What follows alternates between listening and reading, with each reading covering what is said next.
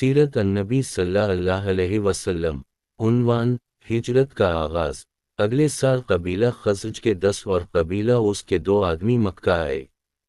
ان میں سے 5 وہ تھے جو پچھلے سال عقبہ میں آپ صلی اللہ علیہ وسلم سے مل کر گئے تھے۔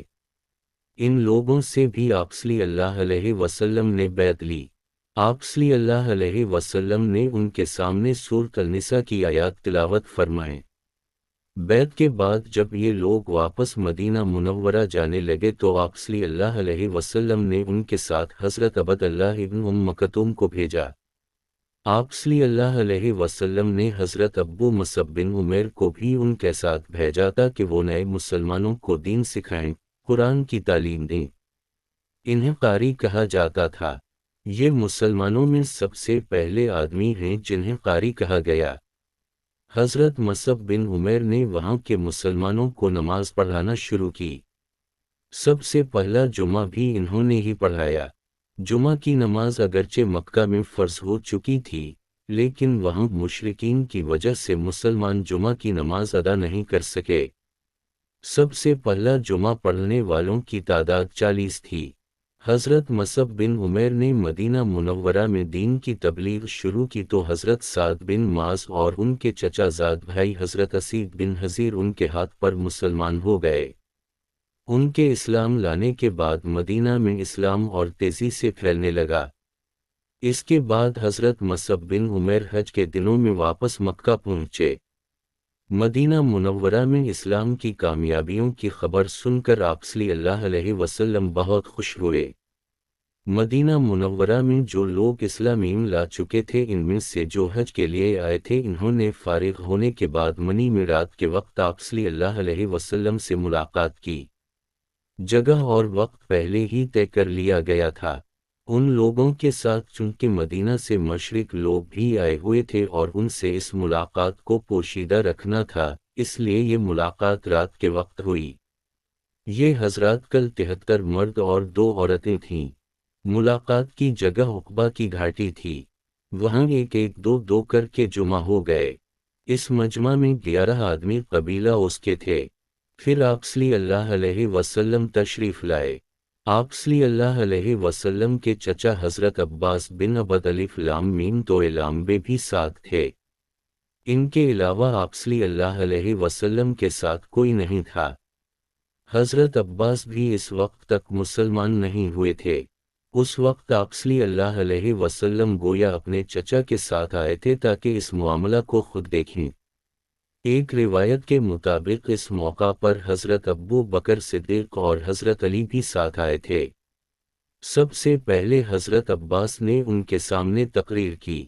انہوں نے کہا، تم لوگ جو عہد و پیمان ان رسول اللہ صلی اللہ علیہ وسلم سے کرو اس کو ہر حال میں پورا کرنا۔ اگر پورا نہ کر سکو تو بہتر ہے کہ کوئی عہد و پیمان نہ کرو۔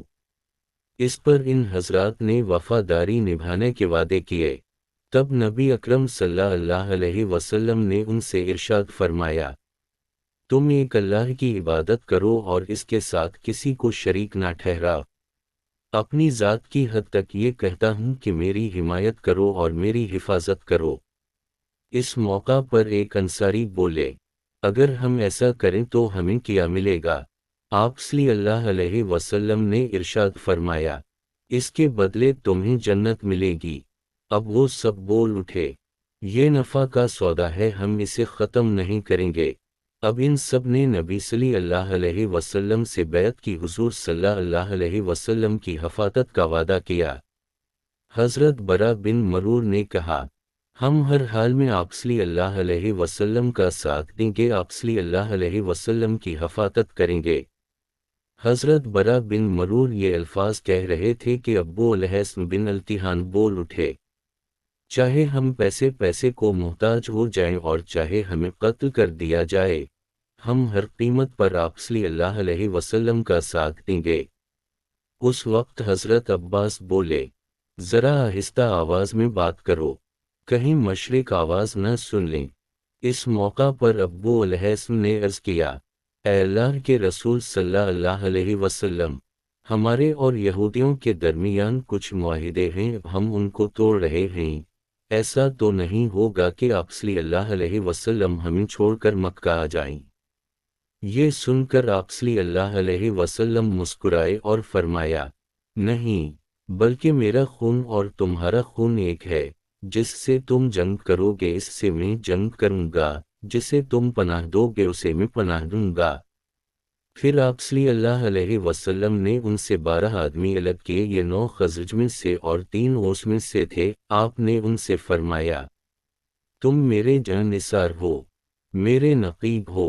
ان 12 حضرات میں یہ شامل تھے: سعد بن عبادہ، اسعد بن رواحہ، برا بن مرور، ابو الحسم ابن التیحان، اسید بن حزیر، عبداللہ بن عمرو بن حزام، عبادہ بن سامت اور رافع بن مالک رضی اللہ عنہم۔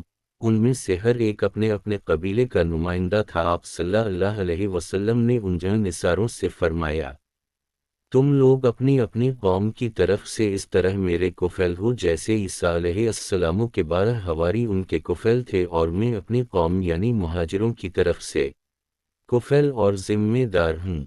اس بیعت کو بیعت عقبہ ثانیہ کہا جاتا ہے۔ یہ بہت اہم تھی۔ اس بیعت کے ہونے پر شیطان نے بہت واویلا کیا، چیخا اور چلایا، کیونکہ یہ اسلام کی ترقی کی بنیاد تھی۔ جب یہ مسلمان مدینہ پہنچے تو انہوں نے کھل کر اپنے اسلام قبول کرنے کا اعلان کر دی، اعلانیہ نمازیں پڑھنے لگے۔